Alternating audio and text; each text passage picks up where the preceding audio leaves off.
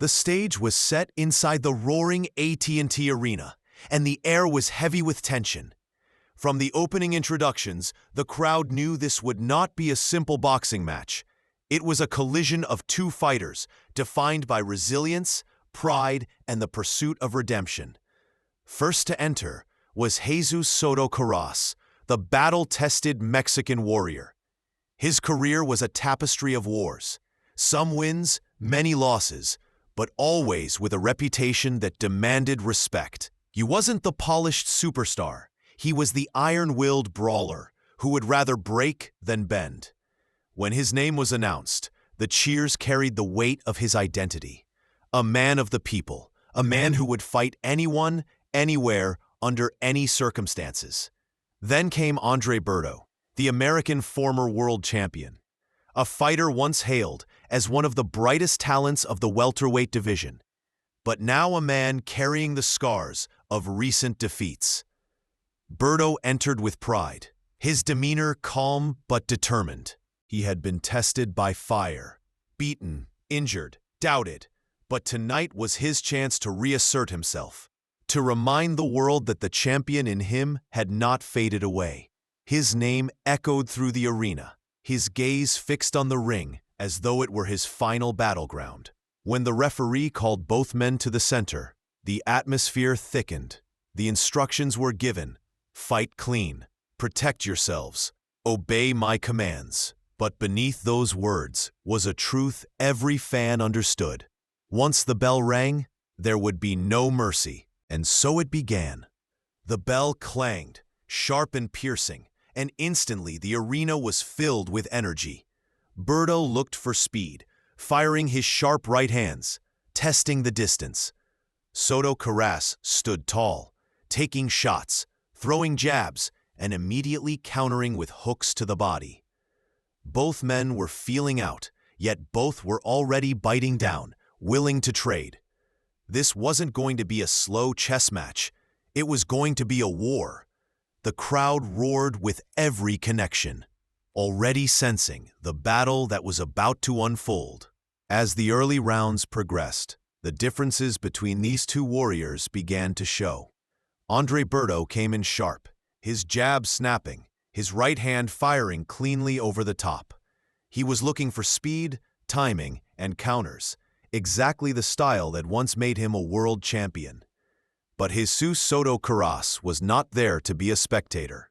He pressed forward with a rugged determination, firing hooks to the body and uppercuts up the middle, forcing Berto to fight at close range. The crowd could already feel the clash of styles.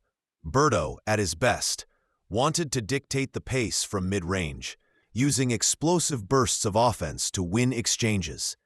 Soto Karass, on the other hand, was dragging him into the trenches. Every time Berto landed a crisp right hand, Soto Karass absorbed it and answered with 2 or 3 shots of his own. He wasn't just trying to win rounds, he was trying to break Berto down piece by piece. By round 3, sweat was flying with every exchange. The chants of "Berto, Berto" rose from the stands as the American began finding a rhythm, landing counters that snapped Soto Karass's head back. But the Mexican fighter showed no sign of retreat. He dug his gloves into Berto's ribs, snapping in hooks and body shots that sapped energy from his opponent.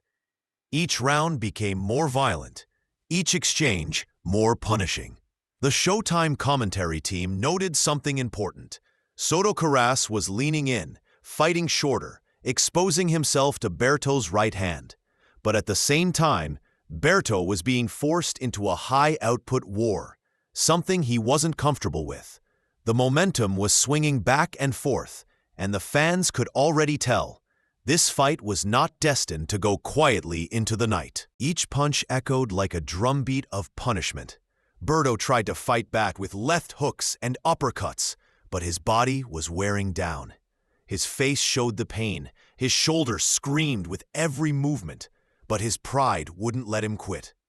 The fans were torn between admiration and concern. They saw the warrior spirit of Berto shining in the darkest hour, but they also saw the merciless determination of Soto Karass. Each round had become a test of survival. And with the championship rounds approaching, it was clear. Only one man would leave with victory, and the other would leave broken. Round 12. The final chapter. Both men stood from their stools, battered, exhausted, and drenched in sweat. The referee called them in, and the crowd knew this last round would decide their fate. Berto, with one arm barely functioning, still came forward, determined to fight until the very end. His punches were fewer, weaker, but his spirit was unshaken. Across from him, Soto Karass looked like a man possessed, refusing to let victory slip away.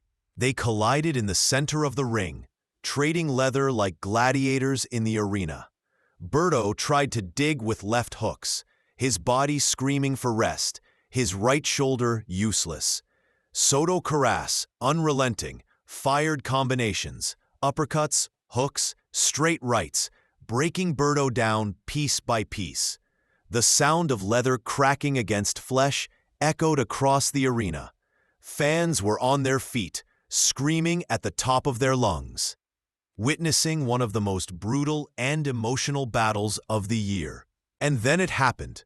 Soto Karass landed a punishing right hand, clean and devastating. Berto's legs buckled. He stumbled, his body refusing to hold him up any longer. He collapsed to the canvas for the 6th time in his career. The referee rushed in, waving it off. It was over.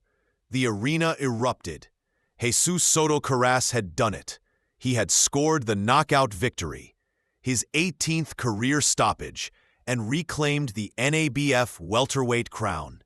His arms rose in triumph, his face battered but proud. For Berto, it was heartbreak. He had given everything, fought with courage, and refused to quit. But on this night, the injuries and the pressure were too much to overcome. Two warriors left their souls inside the ring. One emerged victorious, the other defeated but never dishonored. This was more than a fight. It was a war of will, courage, and survival. Berto versus Jesus Soto Karass will forever be remembered as one of those nights where boxing showed its brutal beauty in the purest form.